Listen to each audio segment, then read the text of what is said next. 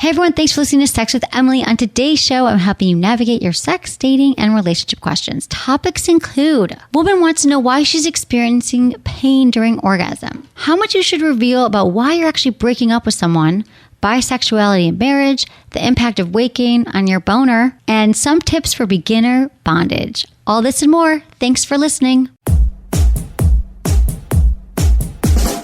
Look into his eyes. They're the eyes of a man obsessed by sex. Eyes that mock our sacred institutions. Bedroom eyes, they call them in a bygone day. Hey, Emily, you got a boyfriend? Because my man E here, he just got his heart broken. He thinks you're kind of cute. A girl's gotta have her standards. Oh my. Do women know about shrinkage? Isn't it common knowledge? What do you mean, like laundry? It shrinks? Can we not talk about sex so much? Are you kidding me? Oh my God, I feel so good. Being bad feels pretty good. But you know, Emily's not the kind of girl you just play with.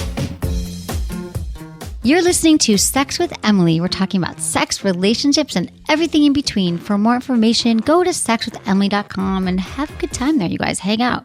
You can easily subscribe to the podcast, our newsletter. We send it once a week. We let you know what's happening here at Sex with Emily. You can also follow me on social media. I love hearing from you guys. You've been awesome letting me know what you like about the show and asking me questions. It's at Sex with Emily across the board. So Facebook, Instagram, Snapchat, Twitter. Oh, and you can also go to sexwithemily.com/podcast because, you guys, I've been doing podcasts for 12 years, which is amazing. I know. I can't believe it either. And they're all on the website. So some of them aren't even available out in the world, but you can find them on the website if you really want to go do a deep dive on Sex with Emily, which I love. And it's just been great hearing from all of you. And I'm excited for today's show. I love getting your emails. And we're going to do a little sex in the news, and it's going to be awesome. Hey guys, a listener emailed me, and there's something that he wrote in here that kind of stuck out to me, and I wanted to talk to you about it. So he listens to the show regularly, and he likes the tolerant, sex-positive attitude of my podcasts. And this was in response to a recent show where I answered an email from a married woman with children who was willing to explore her bisexuality. And he said that being open, communicative, and supportive to each other on the path of eroticism and sexual exploration in a couple is a key to long-term success and lust. So he also says that he's in a happy relationship for 20 years, has 4 children, and I just thought it was really interesting that the way that he wrote this concept of it being a path of eroticism and sexual exploration, and that is the key to long-term success. And you know, I'm not going to say there's one thing that is the key, but it is true that your sex life is constantly, changing, and your desires change over time. If you're with someone for 20 years, hopefully you want to put your sex life up there with other things that you're working on, like being great parents and being good at your job and, having a healthy life. And a healthy sex life goes along with supporting each other on your path to eroticism. I mean, think about it.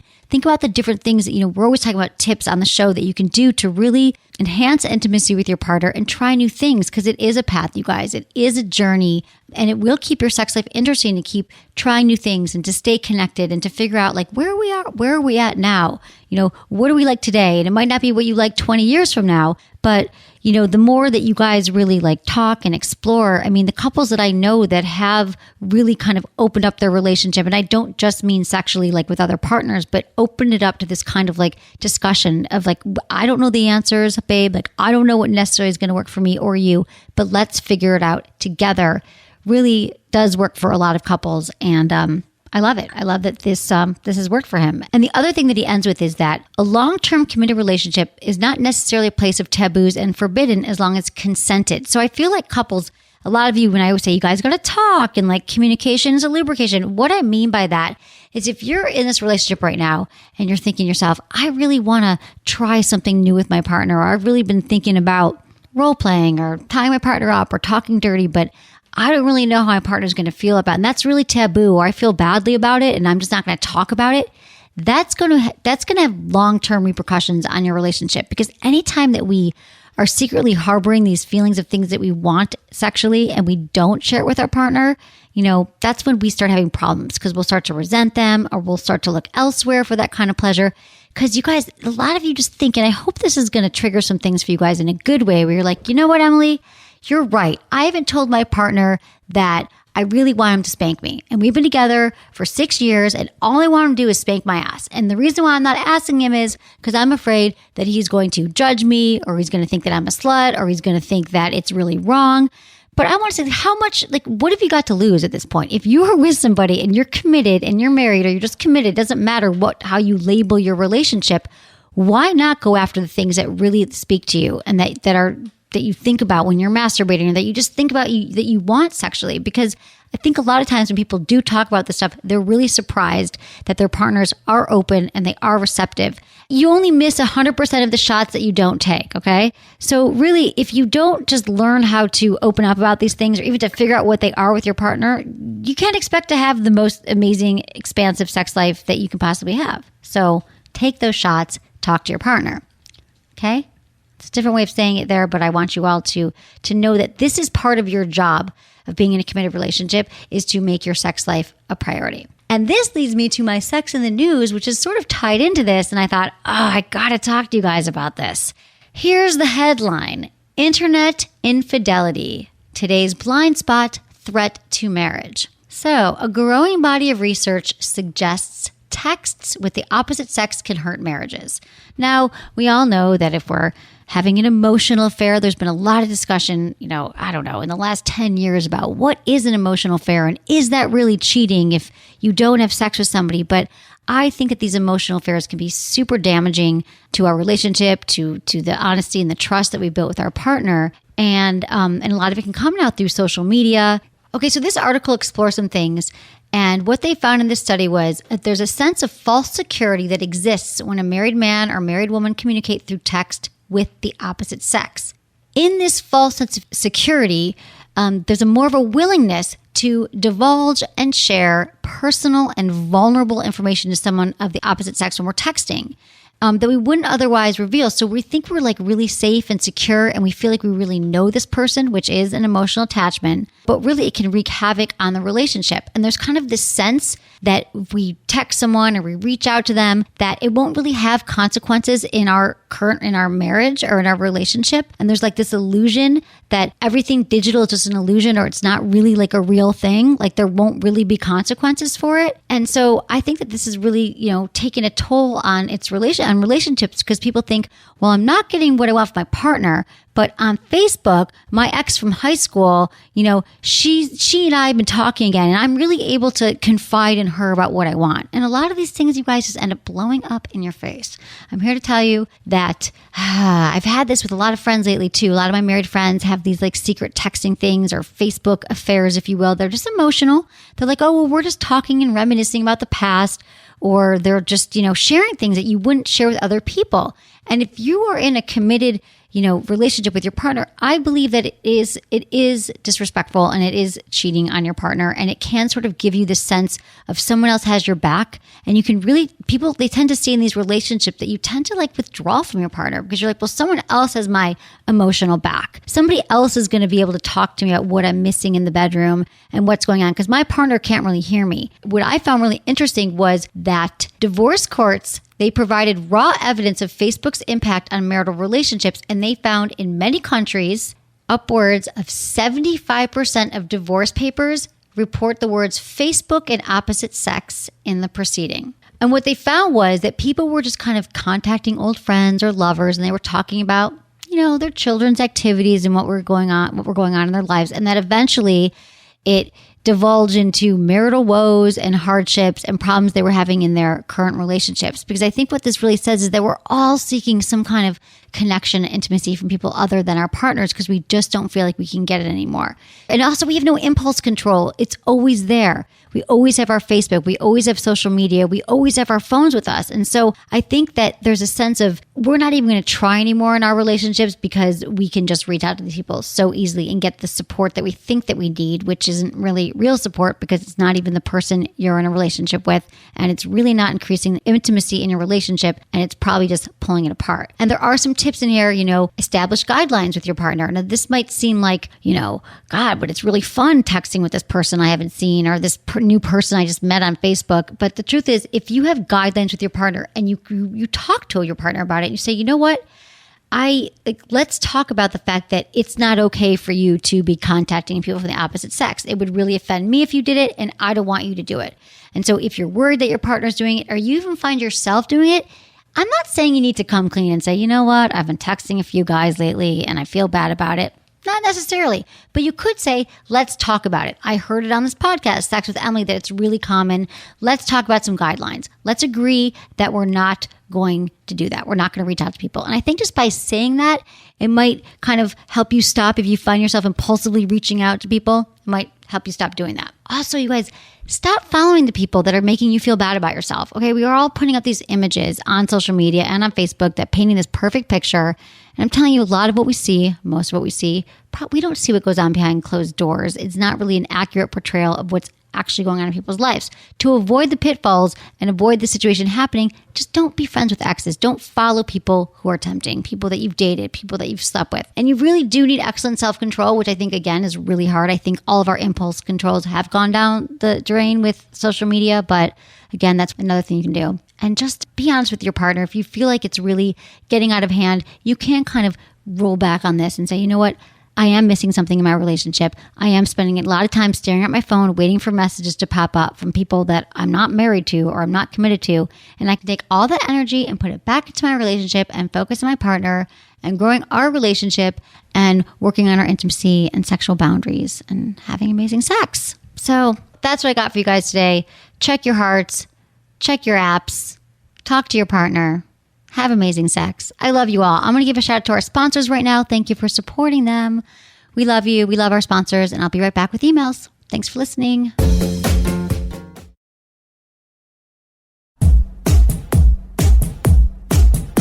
Okay, now we're on to your emails. If you have a question that you want me to answer on the show, that is amazing. It's so easy, you guys, to ask me a question. You can text me your question now. Just text one word, Ask Emily, one word, to 797979. I mean, don't text one word, like don't spell out one word. Just text Ask Emily one word, ASKEMILY to 797979. So easy. Also submit a question from the sexwithemily.com website using the Ask Emily tab. You can also leave me a voicemail. There's so many ways, you guys, to reach me. 818-ASK-SWE1, 818-275-7931. And as always, include your age, where you live, and how you listen to the show. Hi, Emily. I'm a late bloomer when it comes to masturbation and orgasming. I had Texas sex ed, which really only teaches STDs and the purity of having only one partner.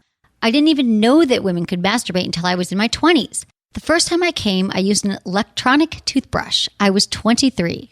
Needless to say, I'm late to the game. I'm figuring out what turns me on, what movements I like, and what doesn't work. I even have a wonderful partner who's totally on board to help me figure it out. Sometimes when I masturbate or when my partner fingers me to climax, this weird thing happens. My body spasms and it kind of hurts, usually in just the pelvic area. I can't hold my vibrator to my clit any longer, or I push my partner's hand away even though I feel that I could have gone deeper into the orgasm. It totally keeps me from just melting into the experience. I'm wondering if I'm pushing myself to climax before I'm fully warmed up. Is that a thing, or is this a serious issue that I might have to get looked at? Sincerely, late bloomer, 27, Brooklyn, New York. Okay, late bloomer, here's the deal. From one late bloomer to another late bloomer, please don't stress about it. I was just like you. I was like 20-something and I was having sex. I'm like, what's the hype? I don't get it. And my friends were like, don't you have an orgasm? And I was like, what the hell's that? And don't you masturbate? It never occurred to me to masturbate. I had a Michigan education and it was the same thing. So I'm just glad right now you're having a healthy sex life and you're communicating with your partner. And I think it's funny about the electronic toothbrush. It's really common that people use these electronic toothbrushes for orgasm. But you have, but you guys, it's not really the most sanitary thing. So I'm just telling you, there's a lot of great sex toys that I talk about on the show. But I love that you're figuring out what turns you on and that you're communicating with your partner and that you're able to have orgasms during using his fingers and all that stuff. But the pain thing, you guys. So here's the thing. Pain is really common. And Indiana University, which is home of the Kinsey Institute, like the last 5 to 7 years, I think, have done a lot of studies about women and pain and sex. And it's very, very common in women. I think 80% of women have experienced some kind of pain during orgasm or during intercourse. And they don't report it. and they don't realize that it's a normal thing. And I think women think, well, you know what? I'm just going to suffer through it, or I'm not going to say anything, and I don't know what it is. So I'm really happy that I'm not happy you're having pain. I'm happy you emailed me this question, because it absolutely is something that you should get checked out by your doctor anytime you're having pain. I mean, go to your gynecologist. You should be going once a year. So I would check it out. And from what you're describing here, it could be vaginismus, which is a very common condition. It involves like involuntary spasms in the vaginal muscles. What they say about it is that it could be linked to anxiety and the fear of having sex, but sometimes it's unclear what came first, like if it's the vaginismus or if it's the anxiety. And it could be like you have it with one partner and now with other partners, or it could be that you've had it, a lot lately, and so now you have the anxiety, or maybe you're just an anxious person and then it comes from that. So they don't really know, but you should definitely get checked out by your doctor. And the treatment is, exercises. You guys, I know, I love Kegel exercises, and they're so helpful for women of all ages. So your doctor might recommend that you do the Kegel exercises and work towards that. Definitely use, always be using lube and stuff like that. So yeah, I think you're totally fine here. Get checked out, see what she says, and then she's probably going to give you some great recommendations. And just know that it is normal after you've orgasmed to be like, oh, I don't want anything right now. And the good news is, if you recognize that, it doesn't necessarily mean there's anything wrong with you. In fact, it's more common than not that women are like, don't touch me, just like men think. Just like men are like, I have an orgasm, I just want to roll over and not be touched. So a lot of women experience it. You're totally fine. Thank you for emailing me. And just remember, guys, if you're experiencing any pain or women pain during intercourse, get it checked out. Hi there, Emily. I recently Googled how to break up a relationship and found some websites that had shared views on one particular point, a point that I do not agree with, and I'd love your perspective. The websites promote the idea of telling your current girlfriend the truth if you're breaking up because you started seeing someone else. Do you think it's a good idea to tell your girlfriend you're breaking up with her for another woman? My opinion. I think this scenario depends on the relationship, where a longer-term partner deserves to know the truth, especially if she's likely to see you with another person. Shorter-term relationships, on the other hand, don't necessarily deserve this type of harsh reality, especially when you're interested in protecting the person you've been very intimate with, both emotionally and physically. What's your opinion? Thank you for helping me get in touch with my better, more sexy self. Sex is paramount to understanding ourselves, and you give a voice to many people who want to better understand our bodies. Sincerely, DJ, 31, Portland. Hey, DJ. Okay, so thank you for emailing this question. I love the things that people Google, but you're right. You're going through a breakup. You're like, does she need to know that I met someone else? And I think it's a case-by-case basis. So kind of like you said here, but I actually think if you're in a longer-term relationship, true, they might see you out with somebody else, but if you've been cheating on her and you've started to see somebody else, it kind of depends. I don't think that she necessarily needs to know that if there's been other issues going on in your relationship. I feel like in a longer term relationship, I'm sure that perhaps seeing the other woman was a symptom of other things happening, and that it's not just because of another woman while you're leaving her. And so I think that you know your partner best. And if it truly is because essentially you've been cheating, sometimes I think it's not best to tell them. I'm against this website that says anything, that there is like one way to answer this question, because it depends on your current situation. Now, I have to say about the shorter term relationships, I'm not sure how you define shorter term, but I had an experience where I went out with a guy, met him on a dating app. We had like 3 dates and I liked him. We had a little mini hookup. We didn't have sex, but I thought he was cute and I was kind of into it. And he actually called me after our 3rd date. And I thought this was very, very mature. And he said, you know what? I think you're awesome. I really like seeing you. I've had a good time. You're an amazing woman. And he called me on the phone, you guys, and said this. But he said, but I want you to know that I started seeing somebody a few weeks before you.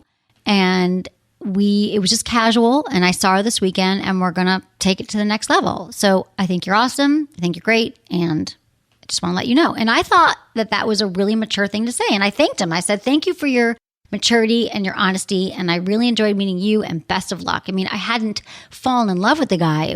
I didn't, it had been 3 dates, but I was like, wow, that's a stand-up guy. So to me, I appreciate it. I think the other option, these shorter term things, is when someone just ghosts you. And that feels really bad. That feels bad for the person being ghosted, but I also think it kind of leaves this thing out in the universe, if you're the one doing the ghosting, that you've kind of been an asshole. Men and women do this. So I don't know. I think that you just have to suss out the situation of the person that you're with and make your decision. But I don't believe in any universal, cases here where you should always tell or not tell. If you're in a relationship and you've had like a one-off cheating situation too, and you really want to be with your partner, that's one area where I think, you know what, you probably shouldn't tell your partner. I've talked about that before, but it's just in this case, I think that you have to decide, DJ, if this is actually what you're talking about with your girlfriend and you met somebody else. I think that you just have to respect her feelings and see what you know her better than I do and what she can handle. If you think you're going to run into her, if you work in the same job, you have the same friends, yeah, you might have to let her know. But, if you've been cheating, I just think you got to break this down for yourself. I'm not going to tell you exactly what to do, but you know what's going to make you feel best and what's going to make your partner feel best. So, DJ, best of luck to you with the scenario. Let me know what you decide. Dear Emily, I love your show so much. I've always been hesitant to talk about sex and sometimes ashamed of how I've felt about being aroused by certain things. Your show has helped me become more comfortable with myself, knowing that everything I'm into is normal and there's nothing to be ashamed of. My question for you is this. I've been with my boyfriend now for over 6 years. We understand each other and love to be adventurous with all aspects of our lives. This past year, we've been experimenting and incorporating other women into our sex life. I've always been a little bi-curious, but have never had an opportunity to fully experiment and have sex with a woman until this last year. I loved it so much. After some deep thinking and more experimenting, I can happily now confirm what I have suspected for a long time. I'm bisexual. However, I'm now facing a bit of a pickle. A few months ago, my boyfriend and I had the most amazing, beautiful, and sexy threesome with my best friend. It was amazing. As time goes on and I see her regularly, I catch myself looking at her body and lips and wanting her without my boyfriend in the mix. I don't want to leave my boyfriend of 6 years, but I'm finding my sexual and romantic interest in him dwindling as I continue thinking about my best friend. I don't know what to tell either of them. Can you provide some advice? Sincerely, Abby, 25, California. Okay, Abby, that's awesome. You figured out you're bisexual and, however you want to define it, and you're into your girlfriend. You guys have been together 6 years, so you're 25. You've been together since you were 19 years old. And it seems to me like you really just have to be honest with him. I'm sure he already can tell that you're into it and he's happy for you. But I don't know that you need to break up with your boyfriend because you still want to have sex with your best friend. Because having sex with a woman is very different than being in a relationship with a woman. So are you thinking that you want to have a full-on relationship with her? Do you picture you guys committing? And you guys have been together for 6 years, and so you also haven't been single. You haven't had time to really figure out who you are and what you want without a guy in your life. And I always think that's just really important in your 20s. And so I know you still really love your boyfriend, and I'm not going to tell you to break up with him. I'm just saying that right now you have nothing to lose but to be super honest. I would tell him exactly what you told me, that you love him, you don't want to lose him, but you find yourself thinking about your best friend. And, this is one case where I think this is a situation where you just have to be honest. You love him, you want him in your life. If it doesn't work, maybe as friends one day. And I just think you have to see, maybe he'd be cool. What if he said to you, you know what, Abby, I see the connection you have with your best friend, and I'm cool if you guys have sex and you hang out, and I'm really busy right now with work, and I think that's cool. So you really don't know, because I think you're looking for this black and white answer, and I can't tell you because only you know about your relationship and what's going on there. Now, after you're with your best friend, you might think, God, I'm attracted to other women, and that could, definitely be a problem. You might decide, I only want to see women. So I don't really know where you're at, but I can't tell you what to do other than that you have to be honest with him and then really think about what you want right now, because you don't really know yourself. I think as 25, we're still figuring ourselves out. Believe me, it's a lifelong process of figuring yourself out. But right now, I think he's an amazing boyfriend, that he's been patient and caring, and you had a great threesome. But again, talk to him, be honest, and then really take some time to decide what you want. Maybe it's a little break. And I think you should also talk to your best friend about this, but in respect to your boyfriend, talk to him first and then talk to your best friend and see what happens, because I don't want you to lose that friendship either. Okay, good luck to you, Abby. Hello, Emily. I'm Willie. I'm 25 and I'm engaged to my beautiful fiance. We've been together for 5 years and I proposed last year. When I first met my fiance, I was really in shape and I loved taking care of my body. We had a lot of sex and experimented about 2 to 3 times a week. Fast forward to today, 4 years later. I'm overweight and we have sex once every 2 months. I'm trying to get back into shape, but life has kept me busy. I'm starting to do the things that you've talked about in your podcast, like going down on my fiance. She's really into it, but when it came time for intercourse, let's just say my soldier wasn't standing in attention. So I just finished by pleasing her. I felt left out of sex, and my confidence is definitely dwindling. Does being overweight mess with your sex drive? Is it normal for an overweight person to have challenges with getting hard and staying hard? Thank you, Emily. I love the show. I'm a big fan, and you really make a difference in people's lives. Thanks, Willie, 25, Odessa, Texas. Okay, Willie, I wish I could tell you that, no, it's fine. Just keep eating, not working out, and doing what you're doing. But it's true that your being healthy really does have an impact on your sex drive and your desire. So if you're overweight, it can certainly mess with your sex drive. And when you're overweight, what happens is for men, like you have a drop in testosterone, which directly will affect your sex drive. And overweight men are 2.5 more times likely to have erectile dysfunction, which is what you're experiencing right now. So diet and exercise are so important. I mean, I can't tell you, and you know this, okay? So I know you're really busy, and I know that life's gotten in the way, and this probably is compounding. You're probably thinking, oh my God, I'm not having sex. It's stressing you out. You're feeling less of a man. And then you're like, and that's depressing you. And probably the last thing you want to do is go to the gym, and it makes you want to, order some Kentucky Fried Chicken. So I get that. I totally get that vicious loop. But even if you start small and you're like, you know what? I'm going to get summer right now. If you go out, like I'm going to go for a walk after dinner, or I'm just going to go to the gym for 15 minutes. I had a friend who was going through the same thing as you, a woman actually, who was feeling that her sex drive had, taken a nosedive. She had a baby like 2 years ago, hadn't lost the weight. And I said to her, just go for 15 minutes to the gym. Just 15 minutes, just go and do it. And it took her like a month. And I kept saying, just go now. And she went. And she ended up staying for a half hour. And now she's going for like an hour every day. And so I think that it's kind of overwhelming to get your health on board and your sex life on board, but it absolutely will affect it for men and for women. Because think about it. When we feel good about our bodies and we're putting good things in our bodies, we don't have to be perfect.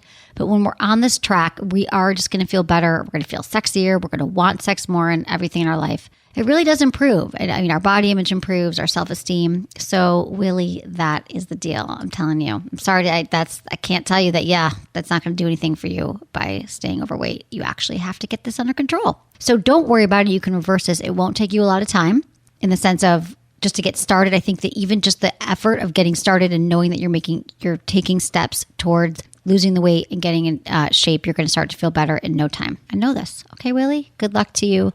I'm glad your girlfriend's being cool. I love that you're going down on her, but you got to do you. Okay? Thanks, Willie. Hi, Emily and crew. I'm Stefan. I'm a 29-year-old male from Berlin, Germany.